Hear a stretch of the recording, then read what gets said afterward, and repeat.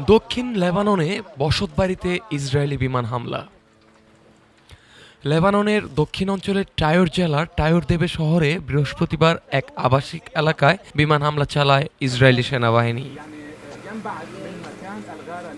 এর আগে স্থানীয় বাসিন্দাদের ওই এলাকা খালি করার সতর্কবার্তা দেওয়া হয়েছিল।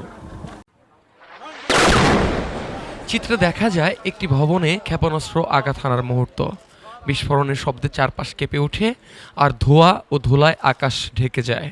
পরে উদ্ধারকর্মী, স্থানীয় বাসিন্দা এবং বুলডোজার দিয়ে ধ্বংসস্তূপ সরাতে দেখা যায়। স্থানীয় বাসিন্দা হাসান বলেন, আমরা এই সংগ্রামের জন্য সবকিছু ত্যাগ করেছি। এই হামলা আমাদের দমিয়ে রাখতে পারবে না। আমরা প্রতিরোধের জন্য জীবন ও সম্পদ উৎসর্গ করতে প্রস্তুত।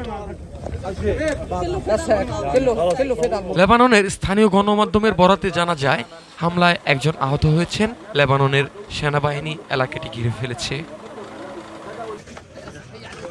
অন্যদিকে ইসরায়েলি সামরিক মুখপাত্র অবিচাই আদ্রাই জানান, বিমান হামলাগুলো হিজবুল্লাহ সন্ত্রাসী অবকাঠামো লক্ষ্য করে পরিচালিত হয়েছিল আল তাইবা ও টায়র দেবে এলাকায়।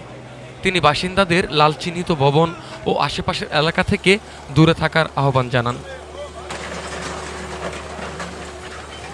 লেবাননের প্রেসিডেন্ট জোসেফ আউন এই হামলার তীব্র নিন্দা জানিয়ে বলেন, এটি আন্তর্জাতিক মানবাধিকার আইনের দৃষ্টিতে একটি পূর্ণাঙ্গ অপরাধ। এটি নৃশংস রাজনৈতিক অপরাধ। তিনি ইসরায়েলের বিরুদ্ধে লেবাননের সার্বভৌমত্ব ও জাতিসংঘের নিরাপত্তা পরিষদের 1701 নম্বর প্রস্তাব লঙ্ঘনের অভিযোগ আনেন। হিজবুল্লাহর সঙ্গে 2024 সালে 27 নভেম্বর যুদ্ধবিরতি কার্যকর হবার পর থেকে লেবাননে ইসরায়েলি হামলার ধারাবাহিকতার অংশ হিসেবেই এই সর্বশেষ হামলা চালানো হয়েছে। News desk, Dhaka today.